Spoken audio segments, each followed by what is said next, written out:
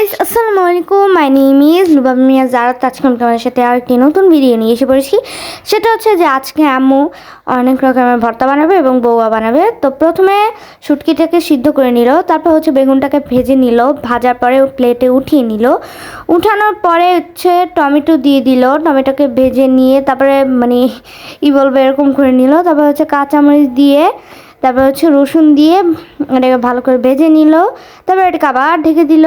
ঢাকার পরে ঢাকা থেকে উঠে আবার একটু নাড়াচাড়া করে দিল। আর এভাবে তোমাদের বলতেছি যে তোমরা কিন্তু আমার ভিডিওটাকে অবশ্যই লাইক, কমেন্ট, শেয়ার, সাবস্ক্রাইব করতে বলবেন না।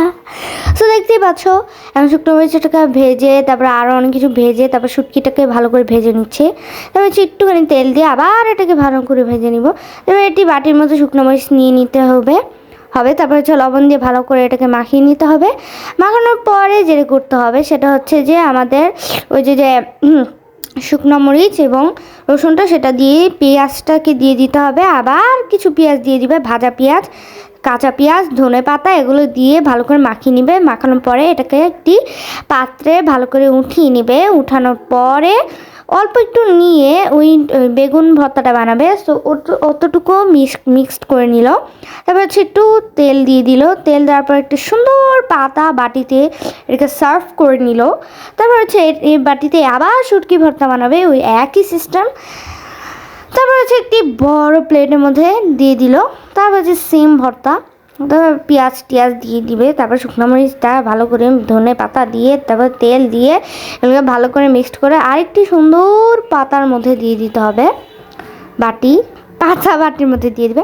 তারপর হচ্ছে আমাদের বউয়া রান্না করবে। তো বউয়া রান্নার জন্য প্রথমে পেঁয়াজটাকে ভেজে, তারপর চাল ডাল, তারপরে কাঁচামরিচ, আলু, লবণ টবণ এগুলো সব দিয়ে, তেজপাতা দিয়ে ভালো করে নাড়াচাড়া করে নিল। তারপরে কিছু পানি দিয়ে দিল। তারপরে হচ্ছে ঢেকে দিল। ঢাকা থেকে উঠিয়ে একটি ফ্রাই প্যানের মতো বসিয়ে দিবে উপরে। তো দেখতেই পাচ্ছ খেতে কিন্তু অনেক অনেক টেস্টি হয়েছিল। তোমরা কিন্তু বাসায় অবশ্যই ট্রাই করতে ভুলবে না। আর তোমরা কিন্তু আমার ভিডিওগুলোকে লাইক, কমেন্ট, শেয়ার, সাবস্ক্রাইব করতে ভুলবে না। তো আজকের ভিডিওটা এই পর্যন্তই। তোমাদের কাছে ভালো লেগে থাকলে অবশ্যই লাইক, কমেন্ট, শেয়ার, সাবস্ক্রাইব করতে ভুলবে না। আল্লাহ হাফেজ।